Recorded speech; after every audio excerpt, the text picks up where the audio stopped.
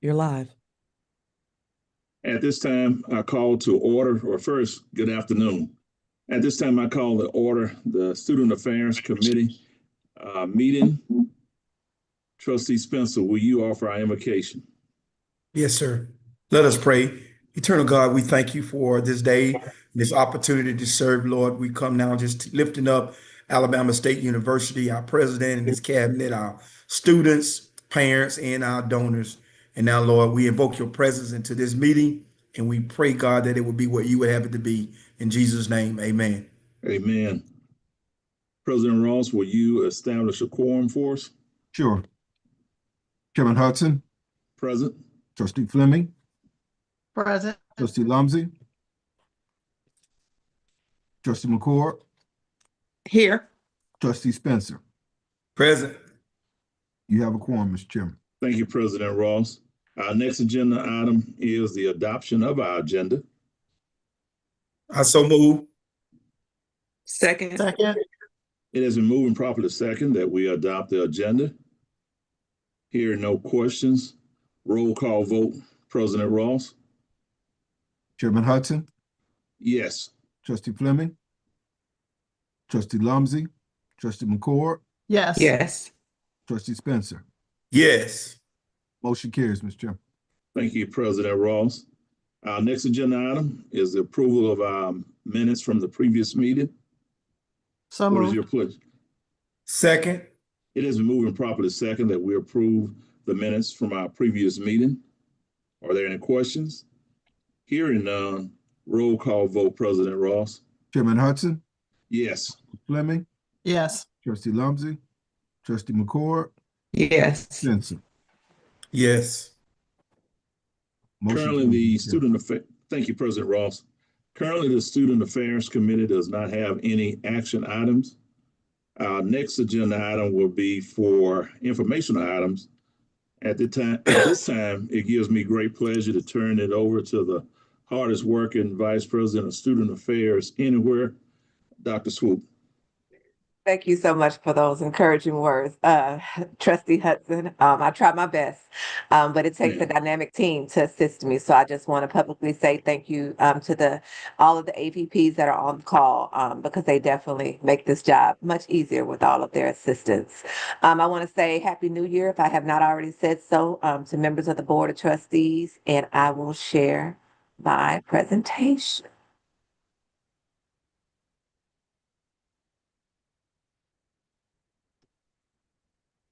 Please let me know if you see it. Can you confirm? It said you're Coming here. up Yes, now. we got There it. you go. Do you see presentation mode? Yes. Yes. All right.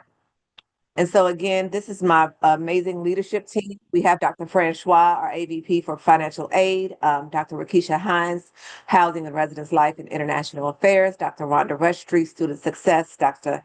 Freddie Williams, Admissions and Recruitment, and Dr. Sabrina Simmons, Student Development and Engagement. And so we are going to delve right in terms of Vice President's updates, enrollment updates, student success updates, financial aid updates, housing and residential life, student development, and student engagement. So starting off, one of our newest initiatives within the Division of Student Affairs and Enrollment Management is a semester newsletter. And so last semester, towards the end of the semester, we shared our first newsletter under my leadership. And so this is a copy of it here. And I had the link here for you as well. So hopefully you've had the opportunity to review this newsletter. But it's basically a compilation of all of our successes and achievements throughout that academic semester. And so towards the end of the spring semester, we'll have another one rolling out. With respect to the lead speaker series, we had our MLK convocation. I would like to express here that we brought this back. It was brought to my attention that we did not have this convocation or have not had this convocation since COVID. And then as I was reviewing the student handbook, I realized that it was a collaborative effort between Student Affairs and Enrollment Management and the student chapter of Alpha Phi Alpha Fraternity Incorporated. So I worked with their advisor and their members this year to bring back the MLK convocation, and it indeed was a success. We had one of our very own, Pastor Cameron D. Jenkins, to come back, and he spoke on yesterday. And then in next week or next month, we will have our lead speaker series in conjunction with our civil rights symposium. So Dr. Petty and I are working together on that, and we are bringing Bakari Sellers, and it's going to be somewhat of like maybe a 2-part or 3-part series. We will have a viewing party of While I Breathe, I Hope, which is one of his documentaries for our students on February 12th. And then we will have the speaker series and symposium on February 19th. But part 3 that I'm speaking about is that later on that evening on the 19th, he will be coming over to the Student Center and holding a student leadership workshop for our members of our SGA, Royal Court, Student Orientation Services, Golden Ambassadors, and some of our other student leaders and our Strata Scholars as well. Just giving you an update on the HELPS program, which is handling everyday life problems for students. Each semester, we are awarded an amount in fall 2024, where we were originally awarded $10,000 a semester. They increased the funding to $15,000 a semester, so I will be able to award some students some emergency funds. That application has closed, and I will be making those awards actually over this weekend. So. With respect to enrollment, these are our enrollment goals for fall 2026. So you can see that we met our goals for the past 3 falls, or actually exceeded our goals with respect to first-year students and total enrollment. So from fall 2026, we are looking to bring in 1,450 new students. And in fall 2026, we are looking to have a total enrollment of 4,600 students. So just closing out the fall enrollment, at the beginning of the fall, we reported that we were able to close that out at 4,565 students. Well, at the end of the fall semester, we had 253 graduates. That was 6% of our enrollment. 184 of those were undergraduates and 69 of those were graduates. And so when you do the calculation, of course, that gives you a guesstimate number of 4,312 students that should have been remaining or returning for the spring semester. But I do want to make a note that that does not take into consideration students that may have withdrawn throughout the fall semester, or those students who may have gone through our student conduct office and possibly had some type of suspension or possible expulsion. But neither there, an estimated number that should have returned for the spring was 4,312 students. So for spring 2026 enrollment, we are proud to report that we are at 3,934 students. So if you take the time to look at this graph, starting with spring 2021 all the way to spring 2026, you can see that we have increased over the years. But focusing on spring 2025, we were at 3,592 students when registration closed. And of course, reporting spring 2026 number, we are at 3,394 students. So you can see that that is almost a 10%, well, we can round up here, a 10% increase in enrollment.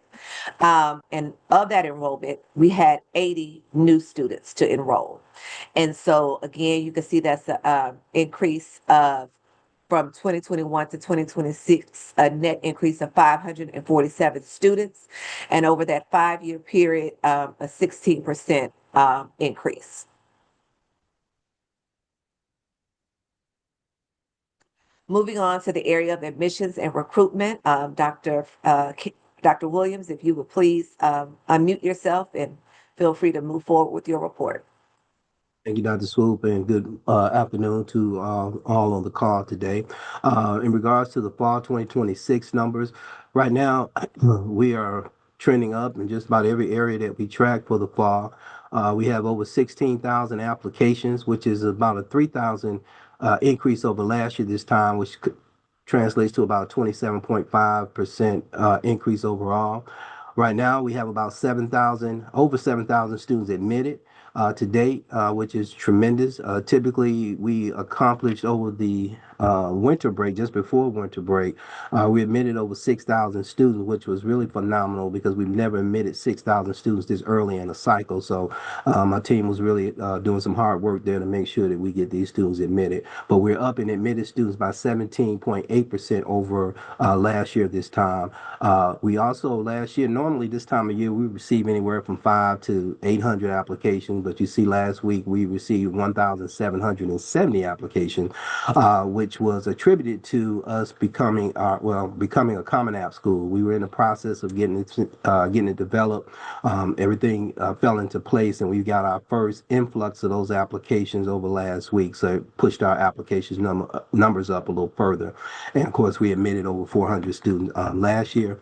In regards to our deposits, orientation is the first deposits that we really collect this early. Housing hadn't opened yet as of yet, but we have a total of 172 students who've actually paid a fee for this fall class, which is an increase of 45 students over last year and a 52% increase overall. You go to the next slide, Dr. Swoop.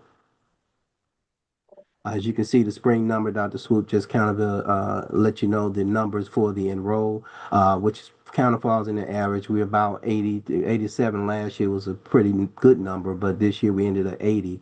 I guess we lost one from this last graphic here, but we ended at 80 in terms of the enrollment. Next slide, please. The summer numbers. Right now, you'll see a little lag right there because we had not started admitting students to our summer bridge program.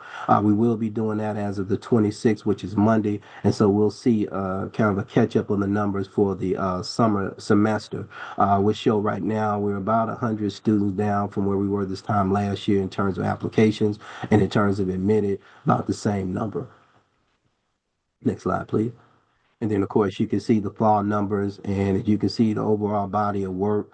We had never had 16,000 students in times that I can remember applied to Alabama State University. So we are really excited about the way the numbers are going. Of course, this gives us more students to recruit, and we are doing our very best to get them in, and we're over 7,000 admitted, as I indicated during our first slide. And I think that's it for me, Dr. Swoop. Yes, sir. Thank you so much, Yes, Dr. ma'am. Williams. We will now have a report on our Student Success Centers. Dr. Westry, if you would unmute, please. Yes, ma'am. So once again, Happy New Year's and good afternoon, everyone. I will give you a brief report on the SASE area. So SASE, we have changed our name, but our commitment remains the same. We were the Student Success units, and we decided to go with centers to make it more cohesive and a seamless service for our students. We will continue to do what we do, which is the academic advisement, enrollment, support, intrusive outreach, peer professional tutoring, accessibility, veterans accommodation, testing services for both internal and external stakeholders, as well as giving support to our faculty and providing engagement for our students. And just really quickly, the impact in numbers for fall 25, the ACES Center, and that's the center that serves our highly at-risk students, those students on academic probation. We served 273 last year. Our first year new student advisement served 479 new students, which is an indication when you're talking about our overall fall cohort. That's a great indication that those students, majority, about 55% of those students were direct admit to their major colleges. So the ones that were not eligible for their major college stayed with university, what we call university college, to be served. So we're seeing an uptick in direct admit, which is a good thing. And then we had 130 continuing students from the previous years. A lot of interaction with our academic labs, getting students out to engage in our tutoring services, also to being a service to our faculty, helping them to continue their classes without having to cancel them.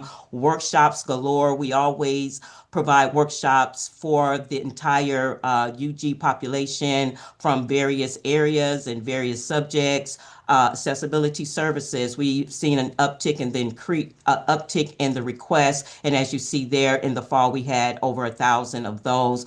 We served 338 veteran students who were certified for services. And again, testing services not only provide services for our internal stakeholders, but they truly are a income generating office. So they also serve our external community. Some major milestones from the fall. Last semester, we actually launched our NAC tutoring partnership, which provides peer tutoring for our students. It serves twofold. It provides peer tutoring to our students in select subject areas, as well as provide professional development, income opportunities for our students. So again, students are sent information on how they can become a peer tutor for their fellow students. They are independent contractors. They're allowed to earn up to $225 a week for 20 hours. And it serves both our students who are in need of the service, as well as our students who are in need of extra income. Also, kudos to Ms. Daria Sankey, who is our director over our Veterans Affairs area. She hosted the very first military ball. And as you see there, we had 165 attendees, 7 support tables. Those are tables who support with their money, as well as 2 program sponsorships. So we're really proud of the accomplishment with that inaugural military ball. And thanks to all of you who attended and or bought a ticket. Also, another major milestone, as you heard last fall, we were the recipients of the Thurgood Marshall College Fund Capacity Building Grant.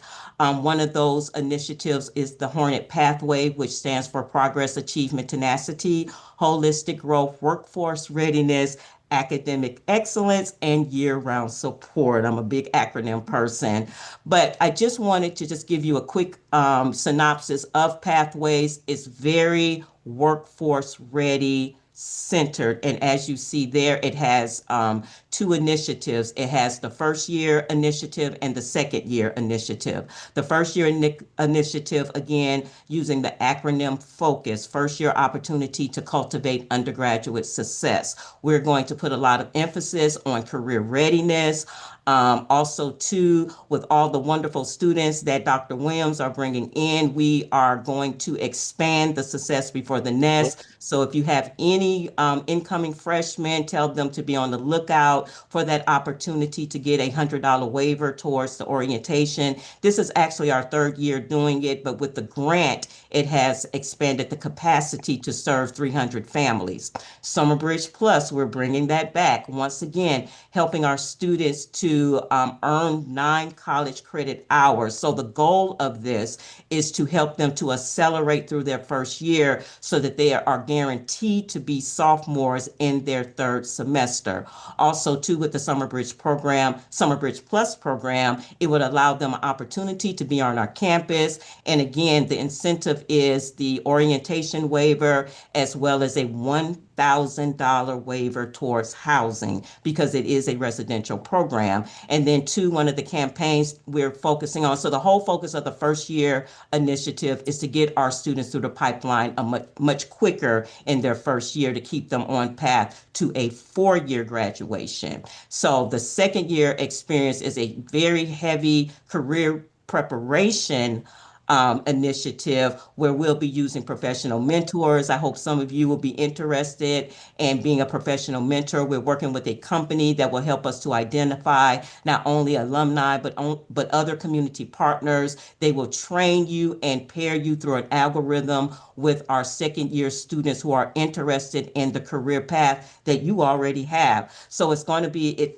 again, twofold. It serves our student, but it also serves us as seasoned development professionals and giving back to Old Mother Dear. And the Bridge Builders program, again, for our sophomore students, we're in the process actually of interviewing students to serve as bridge peer mentors, giving them professional development opportunity. It's a paid opportunity, but it's something that they can put on their resume and help build their professional leadership skills. And that's it for me. Thank you. Thank you so much, Dr. Westry. We will now have our update from financial aid and scholarship. Dr. Francois.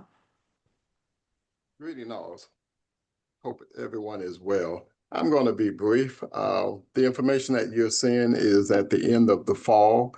You can see that, of course, the financial aid process, and help our students with their financing of about $36 million overall. That I think that dollar amount is up from previous years.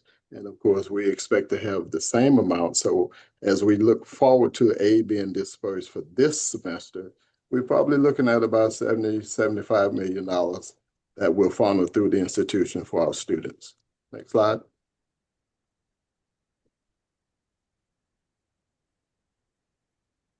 In financial, okay. Yeah, just let's go on to the next slide, Dr. Sloop.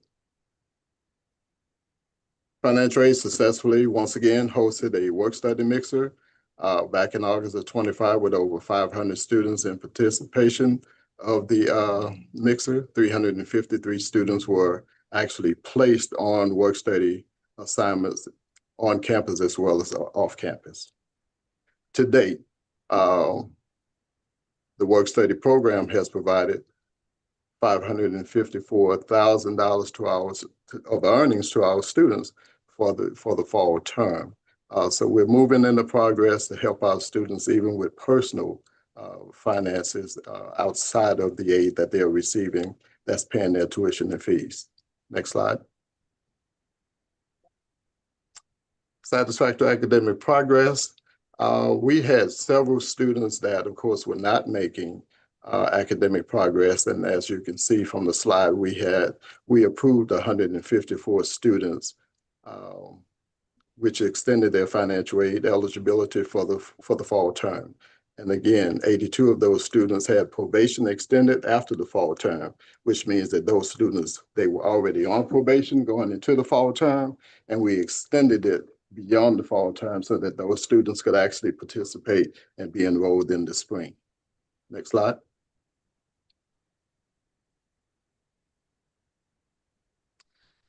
The one big beautiful bill everyone is talking about.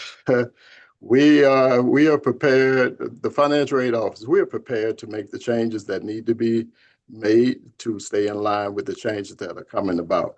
I will say that, of course, though these changes, they're not in stone, but of course they are in stone. We're waiting on how to move because, again, there's a federal update conference that's being held in DC next month, the 8th through the 11th. And of course, Congress and the legislation will talk about these changes. So I will make sure that, of course, the institution as well as our student population and community is fully aware of the changes that are taking place that may affect how our students are receiving financial aid, what the borrowing power is, and things of that nature. Next slide.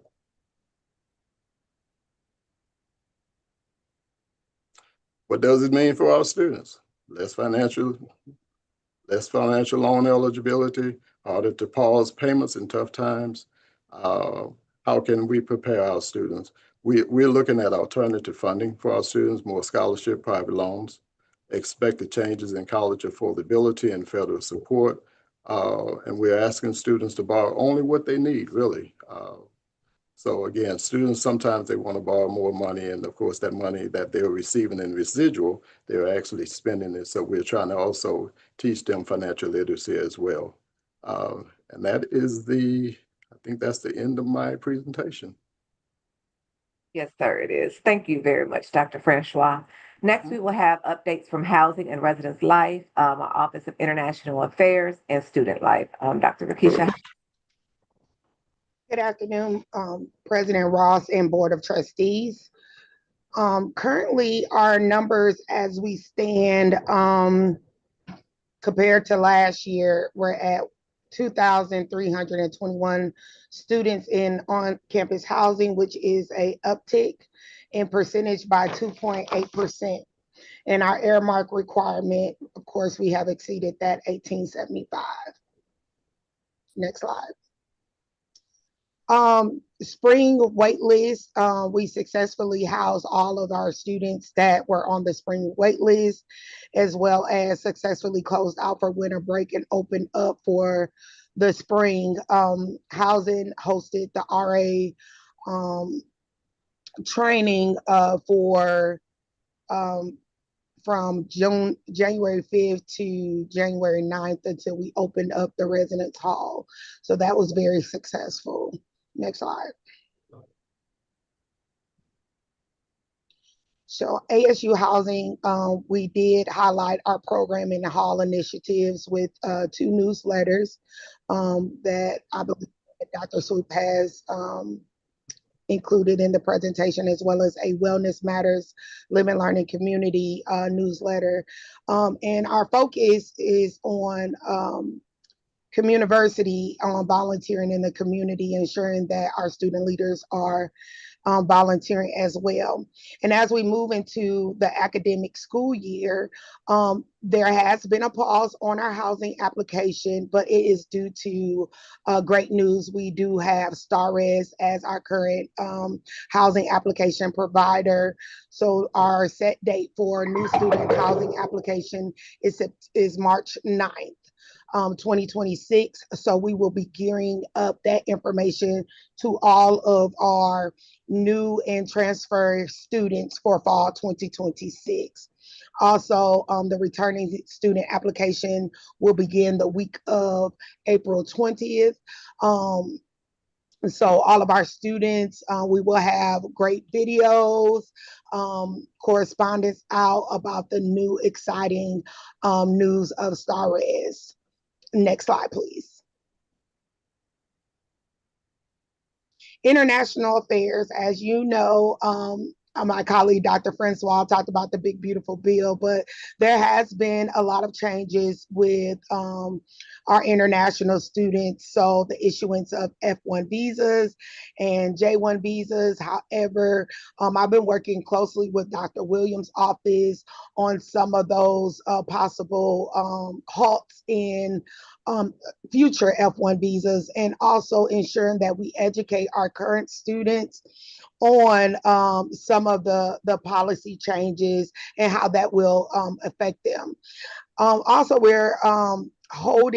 we also have a newsletter for international affairs, and just showing all of the exciting things that we did for fall 2026. As we move into spring 2026, I'm excited that the International Affairs Office is partnering with Student Life to have a week. So to just highlight the different countries and cultural experience. There will also be Valentine's Night, Nationalities Day. They have bingo and other events that will be hosted on the campus. Next slide. So our current numbers for our F1 visas, that's 134 students, 13 active J1 visas, and 14 active J2 visas. And the J2 visas, they are on with their J1 visa and their exchange visitors or professors here serving at the university. Next slide. The Office of Student Life, under the direction of the Assistant Director, Mr. David Hammond, we are very, very excited to have him. So there have been a lot of activities, programming, initiatives that have came out of fall 2026. And as we head into fall 2020, not fall 2026, excuse me, that happened in fall 2025. And as we head into the spring, we have events coming. If you want to go to the next slide, Dr. Swoop. We have Women's Week, a Men's Week, again, International Student Week, Mental Health and Wellness Support, Stress Week, Buzz and Book Study Hall, and Step 67 Challenge, where we're encouraging students to strive and achieve their 67,000 steps per week. And also the campus service days to ensure that we are providing community service and campus service on the campus and in the community. Vision 2026 to 2029 is to grow the student participation in leadership, strengthen shared governance, expand student support, wellness, and recreation, and build campus pride. Next slide. And that was, Go ahead. no, Go ahead. no. Okay, I was just going to say that concludes her presentation and update. So thank you very much, Dr. Hines. We will now move into our last report, and that is student development and engagement. Dr. Simmons is always last in our presentations, but that's okay. So Dr. Simmons, if you could please unmute your microphone. All right, good afternoon. Happy New Year, President Ross, Board of Trustees, and colleagues. Student media, I'm sorry, there we go. Student media continues to advance experiential learning while honoring Alabama State University's rich legacy. We have initiated efforts to restore the ASU yearbook, a cherished tradition that reflects our institutional pride. Students are gaining hands-on experience through experiential learning by doing interviewing, storytelling, photography, and media production. Student media has also begun capturing the senior yearbook photographs from the students to ensure that we support timely production. And as well, they have already started the Golden Hornets, which is a 7-part interview series honoring leaders who have shaped the university's history, culture, and pride. Next slide. For student conduct, we performed a 3-year progressive report. And in that report, we were able to demonstrate a sustained commitment to accountability, student development, and campus safety. The case volume has remained stable across 3 academic years, reflecting effective prevention and early intervention. Sanctioning reflects a balanced approach, developmental, restorative, and safety focus, with the increased use of progressive sanctions and restorative justice to support behavior change. Suspensions and expulsions remain reserved for high severity cases, reinforcing due process and campus safety. Next slide. The Counseling Center continues to reinforce mental health drives student success.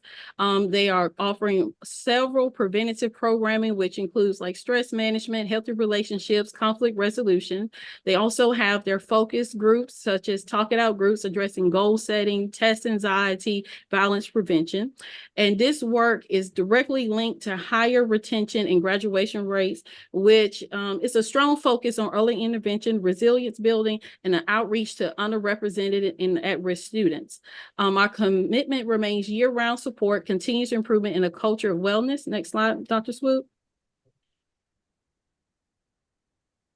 So this is our calendar for Counseling Center this spring. So as you see, we have a whole multitude of things that students, we already welcome them back. We have anxiety talks, vision boards, whatever, Valentine's Day tabling, Easter egg hunt, which is a hit here. You wouldn't think college students would like that, but they love it. And we're hoping to bring the Little Hornets back over to enjoy that as well. And as well as you can see, they have a lot of counseling and different tabling events that reaches our students. Next slide. All right, in the area of Title IX, all investigations have been completed. We no longer have any pending decisions. Everything has been completed. We're actively establishing the Title IX Hearing Committee, as well as advisors, and providing training to ensure compliance, fairness, and due process. Training will cover decision-making, standards, evidence evaluation, relevance determinations, and impartiality requirements. And upon completion, the hearing committee will be fully prepared to render determinations. Next slide.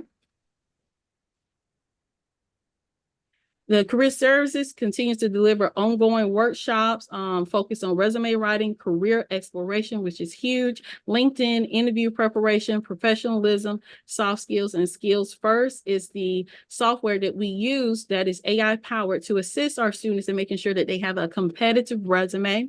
For the spring 2026 highlights includes the Honda driving force classes. So if you see the student driver car on campus, they are in full force starting this week. We have the career fair coming up on March the 12th. So we're working on that. The JCPenney Suit Up, we'll be getting that information out to not only our students, alumni, as well as board members. If you want a 30% off and need a new suit at the from JCPenney, we'll get that out to you. We will be doing national engagement opportunities with TMCF. We will be attending DevCon again this coming up summer. And we will be taking 50 students once again to New Orleans in February for the HBCU Legacy Bowl Career Fair. And we will continue to provide programming and support career readiness. And we have one initiative that we're working with HBCU Cares and the personnel with the state of Alabama, where we will be having a State Department career fair. The date is tentative, but we're really excited about that. And that concludes my report. I would like to say thank you to all of the AVPs for their updates. I did want to revisit Dr. Williams real quick. I tried to send you, shoot you a quick text message. Dr. Williams, if you would just briefly talk about the Buzz Tour coming up in February. Dr. Swoop, yes, we have the Buzz Tour coming up. We got a pre-Buzz Tour the week before. We're going to try to hit the Georgia area. We've been running into some issues with the Georgia schools. They initially said yes, and then found out they were on winter break. So we're having to do a little pivot there. But the last week of February is in full effect for the Buzz Tour. We'll be focusing only on Alabama schools for this week. That's one of the reasons why we're trying to take Georgia out of that week, because we want to really focus. And we'll be doing North Alabama and Huntsville and Morgan County. We'll also be doing the Black Belt. We're doing Dallas County and Marion as our Black Belt. We'll be hitting Mobile, Birmingham, and we're doing Montgomery and Tuskegee this year. So those are the schools that we'll be visiting.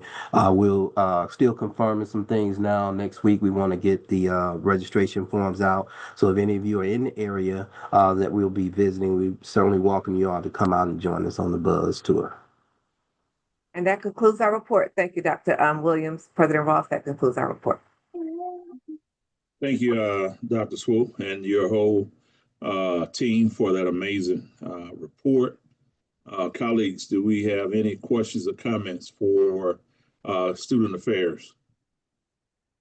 I have a question. Trustee McCord, you have the floor.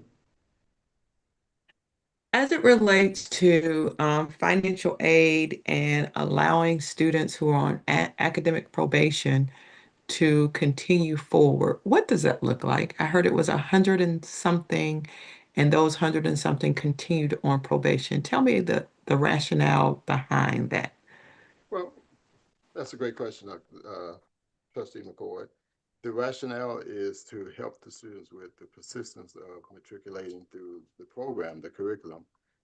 As we look at students, one of the things, students may not do well.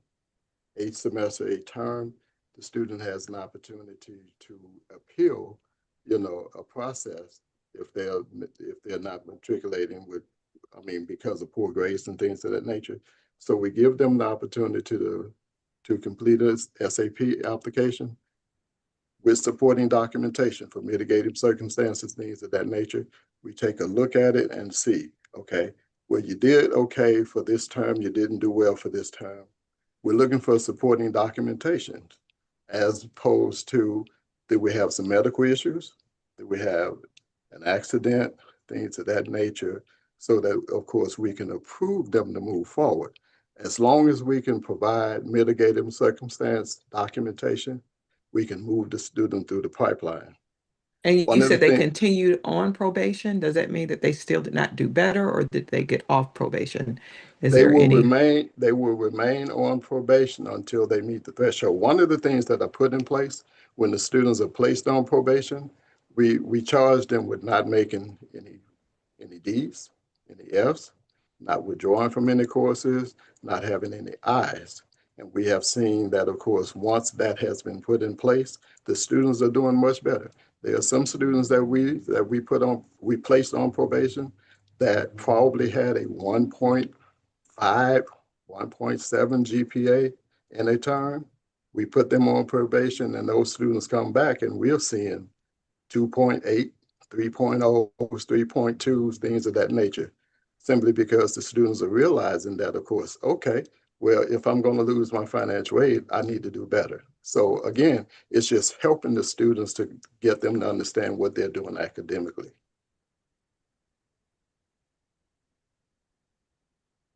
All right, Trustee McKenzie, you have the floor.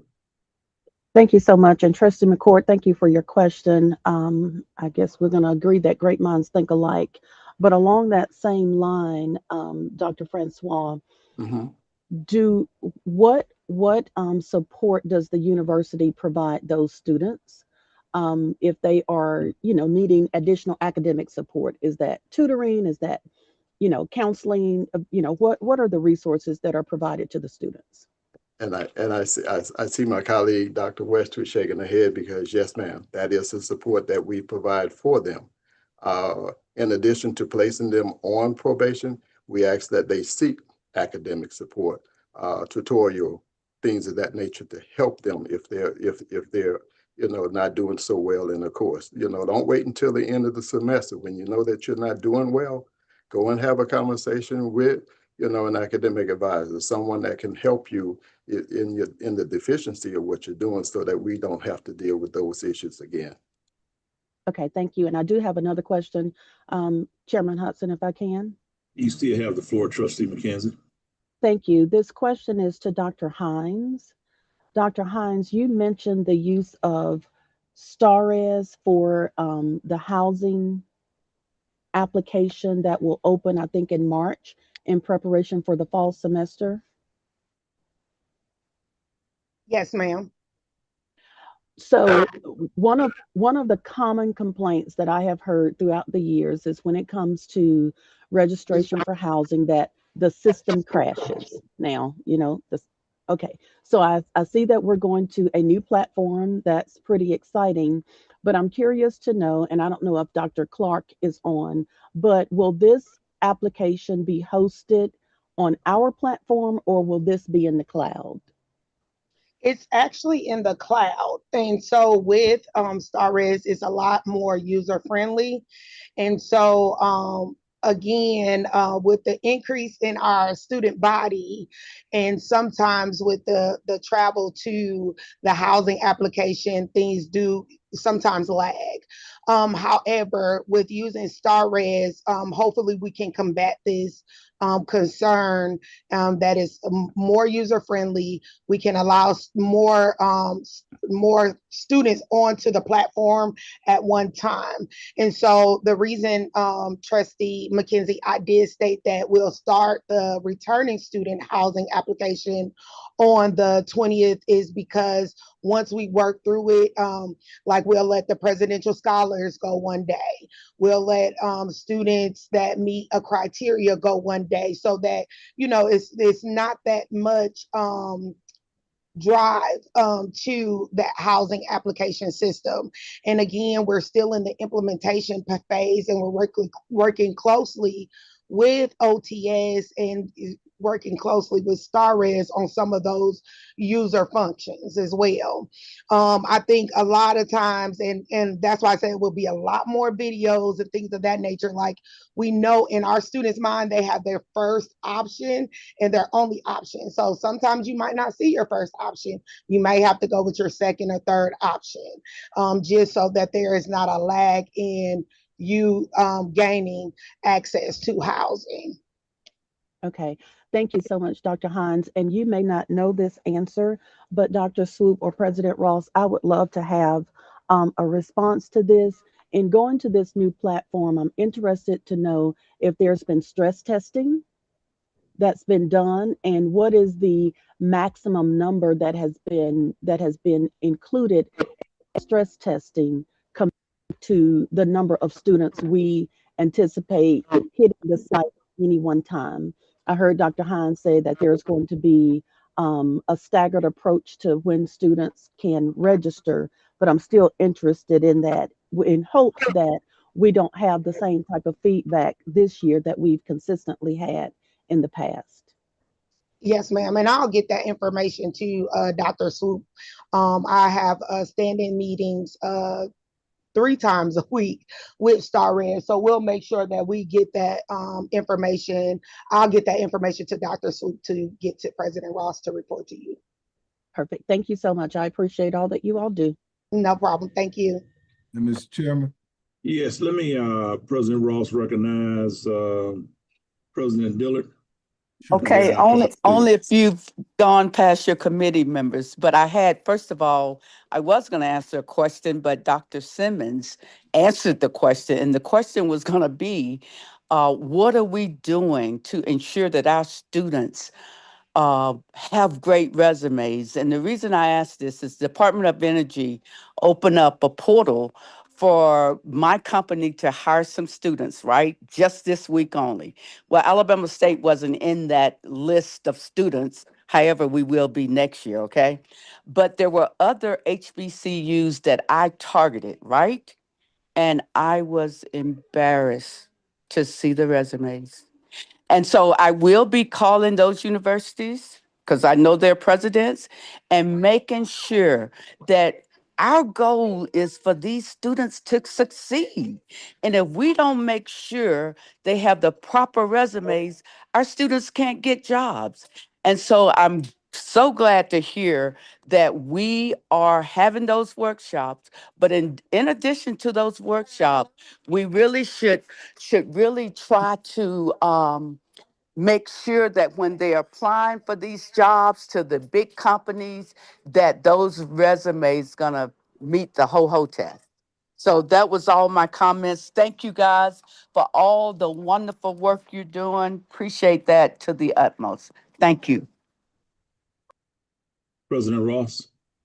thank you, Mr. Chairman. And just two follow-up things. First to Trustee McKenzie, I appreciate her questions, but I also want to caution you, because not even Verizon could keep itself together for a time. So we will continue to work diligently to make sure that the system is not overloaded. So I want to, try to provide that information for the stress test. The other thing I wanted to mention, going back to Trustee McCord, when you talk in terms of SAP, that's not just foreign to Alabama State University. That's for all of our universities. That we have that probationary period and work through that SAP process, and all of it is tied to the federal financial aid. So it's not just something that we do here, it's something that's done at all universities. All right, colleagues, are there any additional questions or comments? I have one additional question. Trustee McCord. How many students do we have in off-campus housing?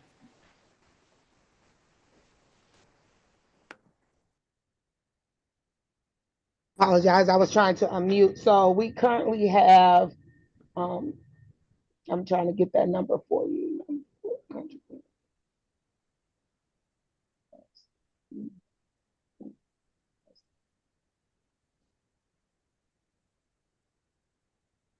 That is 230 students off campus. That would be Country Club, Central, Apartments, and Home 2 Suites.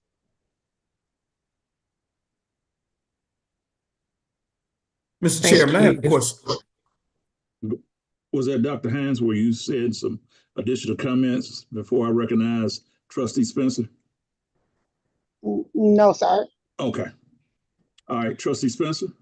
I wanted to ask a question because, and the reason is because I know that the system works, because I had conversations with, I want to say, Dr. Williams and Dr. Swoop on a matter with a parent about student academic process. So when a student goes into academic probation and they enroll in some of these academic programs that help them, are they still eligible to get their financial aid while they're on academic probation?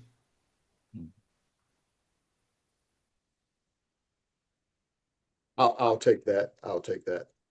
Yes, like I said, if the students are deficient, there are two measures. There's quantitative, qualitative measure that the student must meet, 67% passing rate. And of course, depending on the classification, the student must meet that GPA. If the student is not meeting that either of those standards, then the student is placed on probation. At that point, the student must complete an application to appeal the probation. If they can provide us with the documentation that's needed to support the efforts of their mitigating circumstance, then at that point, we move the student into the probationary status, but we place them in that role for performance review.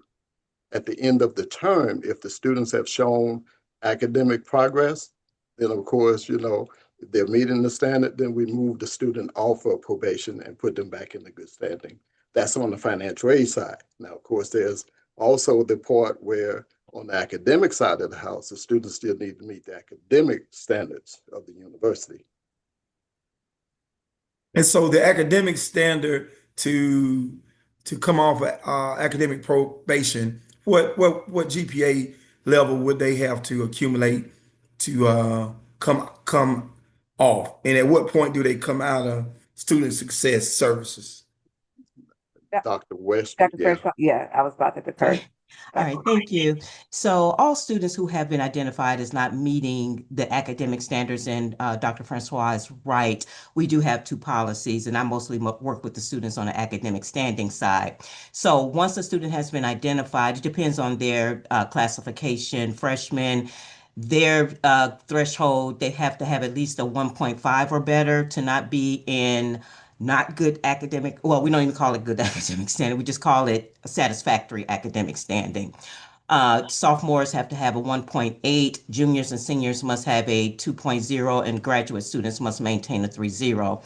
So once we've identified them, our goal is to keep them eligible, because if they have a very low GPA, of course, they can't get to that threshold a lot of times in one semester, but we do require them, in order to remain enrolled and off of suspension, they must earn at least, and this is across the board, all classifications with the exception of graduate students, they must earn a 2.0 for that semester that they are enrolled. If they can do that, again, they may still be on probation because they have yet to meet their classification threshold, but at least they are enrolled and they can continue forward. And again, as Dr. Francois mentioned, the financial aid piece is another piece of them being able to pay to stay enrolled.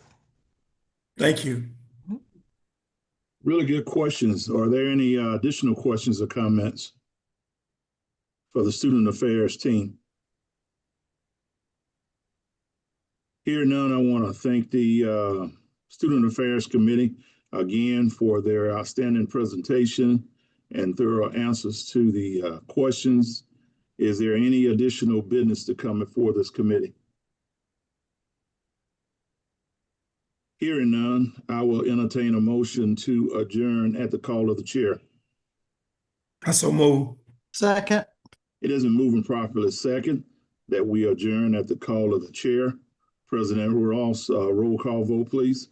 Sure. Chairman Hudson, Yes. Trustee Fleming, Trustee Yes. Lawson, Trustee McCord, Yes. Trustee Spencer. Yes. Motion carries. Thank you, President Ross. You guys have a great weekend. And thank you for all that you do for our scholars at the Alabama State University. Y'all take care. Be safe. All right. Be safe, everybody. Have a Everybody have a good great weekend. weekend. Right. Have a great one. Don't play in the snow. Thank you.